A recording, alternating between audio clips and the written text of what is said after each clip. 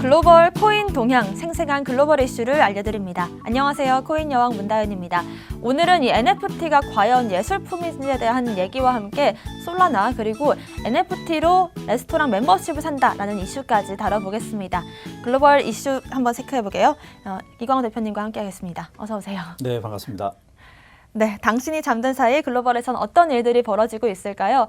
최근 이 위키피디아 관계자들이 NFT는 예술품이 아니다라는 이슈가 나왔습니다. 과연 NFT를 예술품으로 볼 수 있을 것인지에 대한 이슈 한번 다뤄볼게요. 네, 12월 말에 그 위키피디아 편집자 그룹이 토론을 했습니다.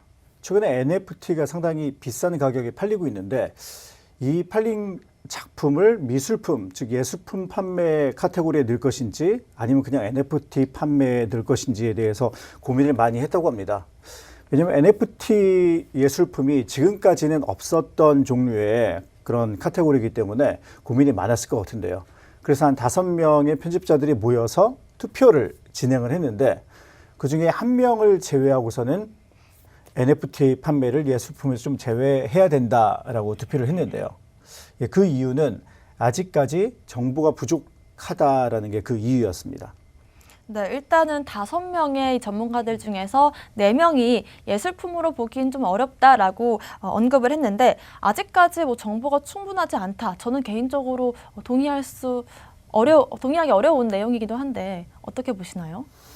네, 지금 NFT 판매의 대부분을 차지하는 것은 미술품이라기보다는 PFP라고 불리는 어떻게 보면 컬렉터블, 수집가들이 모으는 그런 작품들이에요. 그래서 아직까지 많은 예술가들이 NFT 시장으로 이동을 하지 않은 상태이기 때문에 제 생각에는 기존 시장에 상당히 유명한 예술가들이 NFT에 작품을 많이 내게 된다면 그러한 정보를 가지고 좀 판단을 하려고 하는 그런 의도가 아닌가라고 생각을 합니다. 네, 일단 그럼 지금 시점에서 다시금 NFT 종류에 어떤 게 있을지 한번 구분을 하는 게 좋을 것 같은데 컬렉티블 말고 또 다른 종류들은 어떤 게 있을까요? 네, 일단 뭐 PFP라고 하고서 조금 가장 많이 유행을 하는데 지금 NFT에 투자하신 분들은 뭐 크립토펑크라든지 BAYC 그렇게 앞에 얼굴이나 몸만 나오는 한 대략 몇천 장에서 10,000장에 가까운 그러한 NFT를 저희가 PFP라고 부르고요. 두 번째는 예술품입니다. 지금 말씀드린 여러 가지 디지털 아트들이 담겨 있는 예술품이 두 번째고요. 그리고 세 번째는 스포츠 카드입니다. 가장 유명한 게 NBA 탑샷이라고 해서요. 그 유명한 선수가 볼을 넣는 그런 장면들을 NFT로 저장을 해서 판매하는 그런 유형이 있고 그 이외에도 뭐 여러 가지 유형들이 존재하고 있습니다. 네, 그렇습니다. 또 하지만 예술품으로 볼 수 있다 이렇게 생각하는 입장도 있는 거죠. 네, 그렇죠. 왜냐면은 저희가 디지털 아트라고 있지 않습니까? 그러니까 백남준 씨가 상당히 유명한 디지털 아티스트인데 그분의 작품을 보기 위해서는 뭐 전시관이나 박물관에 저희가 가야 되는데 그 텔레비전이 상당히 여러 개가 설치되어 있고 그 안에 그분이 표현하고자 하는 디지털 아트가 들어 있습니다. 이건 개인이 소장하고 싶어도 워낙 그 크기도 방대하고 그리고 중간에 기술이 급변하기 때문에 그 디지털 아트를 방영하는 그 TV를 또 고쳐야 되는 그러한 불편함이 있어요. 그래서 많은 분들이 내가 이렇게 그림은 사더라도 어떤 디지털 아트는 구매하지 못하는 그런 안타까움이 있었는데 이번에 NFT 시장이 활성화되면서 그러한 디지털 아트를 개인들이 구매할 수 있는 그런 시장이 열렸다라고 볼 수 있습니다. 네, 그렇습니다. 그런데 이제 뉴욕타임즈 같은 경우에서도 비플이나 파게 NFT 컬렉션을 가장 비싸게 팔린 예술품 중에 하나다 이렇게 언급을 하기도 했던 걸로 알고 있거든요. 네. 가장 유명한 사람이 이제 비플이죠. 네. 비플이 자기가 그린 이제 5,000개 그림들을 합해서 옥션에 내놨는데 엄청난 가격에 팔렸죠. 6,900만 달러라는 가격에 팔렸죠. 네. 그래서 그때 생방송으로 비플을 이렇게 찍고 있었거든요. 그래갖고 그 경매 가격을 보고 그 예술가 자기 자신도 상당히 놀라는 그런 재미있는 모습이 있었고요. 그리고 팍이라는 아티스트가 상당히 유명한데요. 요 디지털 아트를 좀 선구하고 있다라고 볼 수가 있습니다. 그래서 이 사람은 뭐 큐브나 이퀄리브리엄 같은 어떻게 보면은 그 하나의 원형, 구가 달린 NFT를 이렇게 판매를 합니다. 그래서 많은 사람들이 그 NFT를 이렇게 사요. NFT에 대해서 이제 모르는 사람들은 저런 걸 왜 살까라고 이제 생각을 할 수도 있는데 그 재미있는 거는 본인이 그 작품을 3개를 사면 그 3개를 또 합칠 수가 있어요. 네. 그리고 뭐 10개를 사면 10개를 합칠 수가 있는데 합침에 따라서 가운데 있는 점이 좀 커집니다. 오, 네. 네. 그래서 100개를 사면 이게 원이 상당히 커지죠. 예. 그럼 이런 것처럼 어떻게 보면 NFT를 그냥 본인이 가지고 있는 것만 관심을 갖고 보는 것이 아니라 그 안에서 다양한 형태의 그런 시도를 하고 있다. 그게 바로 아트가 아닌가라고 좀 개인적으로 좀 생각을 하고 있습니다. 네, 그리고 이 NFT가 예술품, 아트인지 아닌지가 중요한 이유가 있다면 또 어떤 게 있을까요? 아티스트들의 참가, 즉 많은 아티스트들이 NFT가 예술로 인정이 되면 그쪽으로 들어가시는 분들이 많을 것 같아요. 그런데 아트로 인정되지 않는다 한다면 주류 예술품에서 빠지기 때문에 이 NFT 시장과 아트 시장이 양분화된다라고 볼 수가 있습니다. 그래서 NFT가 아트로 인정이 되면 뭐 우리나라에서 지금 활동하는 많은 아티스트들이나 세계적으로 유명한 아티스트들이 NFT 시장에서 활동할 가능성이 상당히 높아지죠. 네, 그럼 저는 이제 대표님의 생각이 또 개인적으로 궁금한데 NFT 예술품이라고 보시는지 그 입장이 궁금해요. 네, 네. 저는 NFT가 예술품이라고 봅니다. 왜냐하면 예술품의 종류가 상당히 다양하잖아요. 뭐 설치 예술부터 시작해서 판화, 조각, 그리고 어떤 몸짓조차도 예술품이 되는데 실제 예술가들이 만든 요 NFT를 통한 디지털 아트가 당연히 예술품으로 인정받아야 된다고 생각을 합니다. 네, 이 기사에서 또 다뤄보면 좋을 내용들은 어떤 게 있을까요? 네. 그동안에 뭐 NFT도 사실은 non-fungible 토큰이잖아요. 그래서 그동안에 이제 뭐 토큰이나 그런 것들을 주요 매체에서 잘 다루지 않았어요. 근데 이제는 이러한 것들을 어디에 위치시켜야 되느냐까지 온 것 같습니다. 그래서 많은 분들이 아직도 나 비트코인을 못 믿겠다. 뭐 이 토큰이 뭐냐, 블록체인은 뭐냐라고 생각을 하시는데 이제는 다 인정이 됐고요. 이제는 이게 어디에 위치가 돼야 되느냐 해서 자기 자리를 찾는 그런 단계라고 생각을 합니다. 그래서 현재 뭐 블록체인에 투자를 하시거나 관심 있게 생각하시는 분들은 다시 한번 좀 더 깊이 있게 좀 투자에 대해서 생각을 하셨으면 좋겠습니다. 네, NFT 시장이 작년 한 해 또 크게 떠오른 시장이기도 하고 과연 이 새롭게 나온 이 시장을 어디에 위치시키는 게 좋을지에 대한 논의가 이어지고 있는 상황인 것 같습니다. 첫 번째 이슈 살펴봤고요. 두 번째 이슈 짚어보겠습니다. 뉴욕의 한 레스토랑에서 이제는 입장할 수 있는 권한으로 NFT를 소지하고 있는지 그 여부가 판가름된다고 합니다. 어떤 이슈인가요? 네. 2023년에 개장할 한 개의 레스토랑이 멤버십을 판 거예요.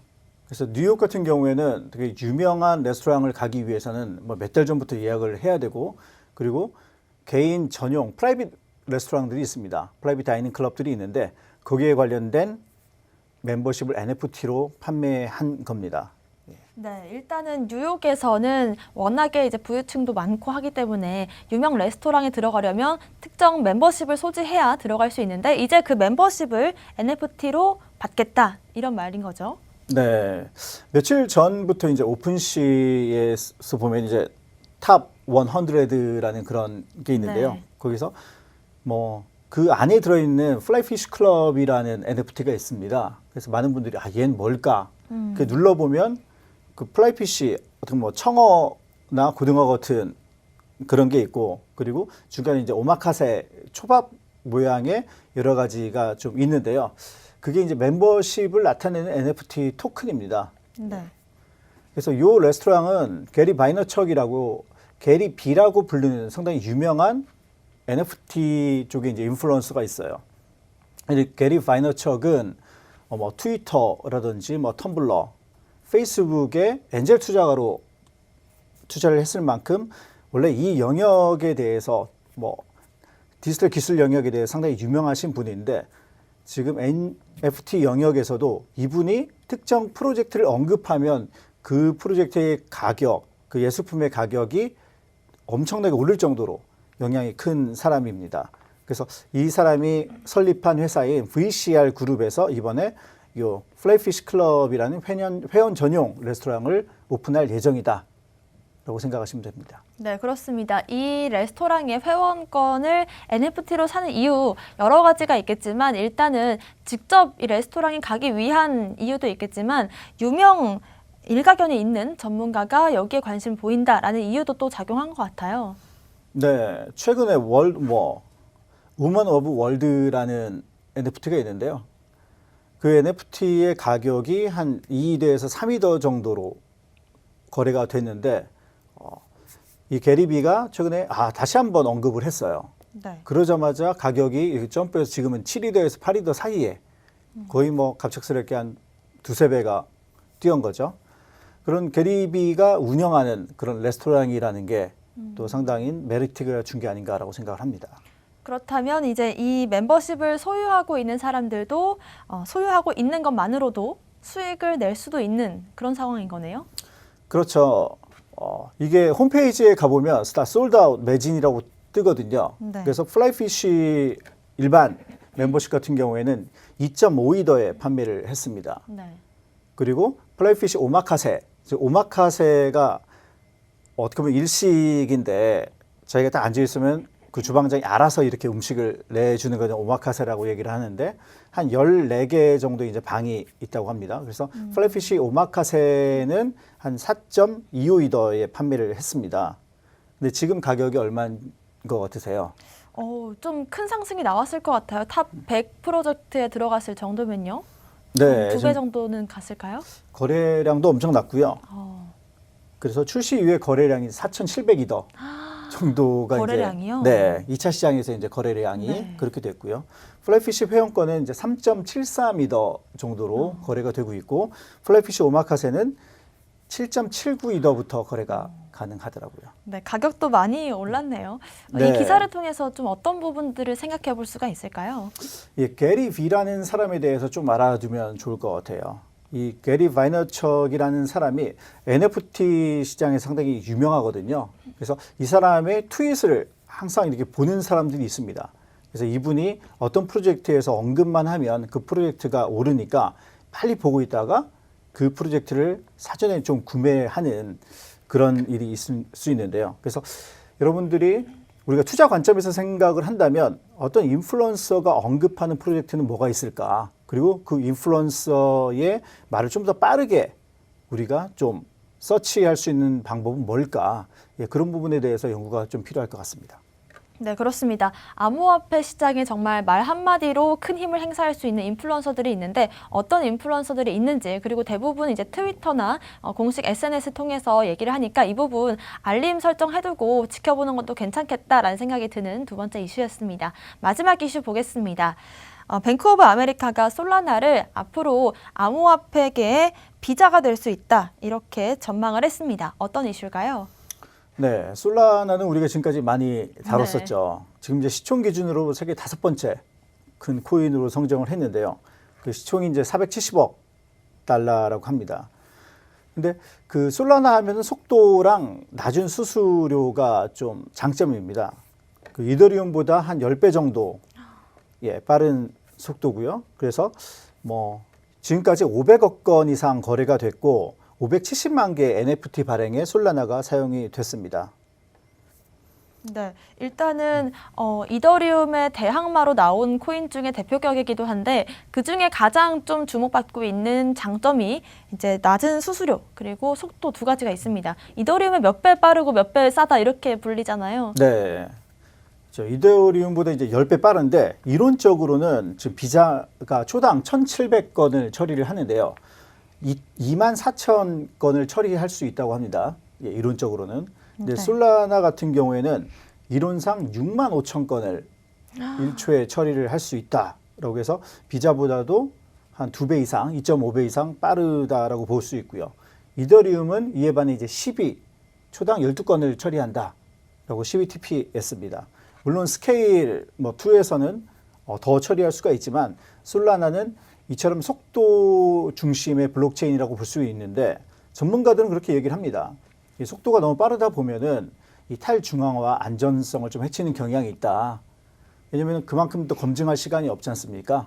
네. 그래서 이 뱅크 오브 아메리카의 디지털 자산 전략가 샤는 이 솔라나는 낮은 수수료와 이 사용 용이성 확장성 때문에 이 소액 결제라든지 디파이, NFT에 이용하는 게 좋고, 그리고 반면에 이더리움은 좀 가치가 높은 고가치의 상품을 거래하는 데 이용하면 좋을 것 같다라고 얘기를 하면서 이 솔라나를 넥스트 비자로 언급을 했습니다. 네, 여기서 이제 우리가 솔라나를 넥스트 비자라고 불릴 수 있는 이유가 있을 것 같고, 사실 뭐 이더리움 대항마라고 불리지만 이더리움과 또 사용처가 다르게 쓰일 수 있겠다, 공존하겠다라는 생각이 드는 게, 비자 같은 경우에는 이제 아무래도 소액 결제 좀 더 용이를 하고, 이더리움은 조금 더 고가치 상품을 거래하는데 더 용이하겠다 이런 생각이 드는데요. 일단 솔라나 같은 경우에는 작년에도 네트워크 성능 장애도 있었고 여러 가지 잡음들이 사실 나오고 있긴 하거든요.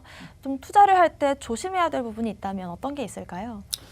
네, 그 솔라나에 투자한 기업들이 이제 많이 있습니다.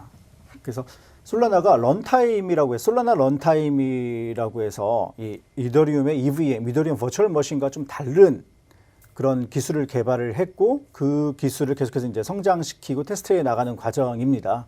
그래서 솔라나의 전문가도 우리는 EVM을 사용하지 않고 솔라나 런타임을 사용하는데 아직 이 기술 초반이기 때문에 여러 가지 문제가 좀 발생하고 있다라고 언급을 하고 있는데요. 이 솔라나 런타임이 기술이 점점 이제 발전한다면 이 솔라나도 그만큼 안정성 있는 네트워크가 되지 않을까라고 생각을 하고 있습니다. 네, 마지막으로 솔라나의 전망 어떻게 보실까요? 예, 전 솔라나가 계속해서 독자적인 좀 새로운 기술을 가지고 가고 있는데요. 그래서 여러분들이 최근 공격받은 것 때문에 솔라나 안 되는 거 아니야? 이렇게 생각하시기보다는 이 솔라나의 기술을 믿고 좀 기다려 주시는 것도 좋을 것 같습니다. 네, 오늘도 이렇게 세 가지 이슈 솔라나 전망까지 살펴봤습니다. 오늘 저희가 준비한 소식은 여기까지입니다. 또 본 방송에서 제공하는 정보는 투자 판단의 참고 자료일 뿐이며 특정 자산 가치의 상승과 하락을 보장하지 않는다는 점 유의하시길 바라겠습니다. 저희는 다음 이 시간에 오겠습니다. 시청자 여러분, 성투하세요.